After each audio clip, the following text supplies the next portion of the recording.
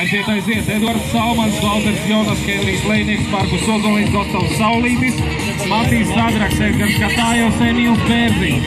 Kritiens vienam no Rīgas braucējiem Janukas ātri jāgriežās trasē un šobrīd vadībā brauciena vadībā 341 Valters Jonas no Otolēnas Saldus.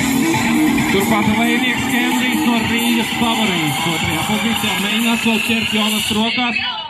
Un trešajā startajā pozīcijā arī pretendenti uz lielo finālu, divi Rīgas braucēji, tomēr vēl Mārupietis 177 numurs no Matīs Zadraks, mēģina ķert rokā Rīdznieks un vēl mēģināt iekļūt iekšā finālā, jāsaņemas, pēdējie metri un Mārupietis izskatās tomēr piekāpjās un paliek B finālā.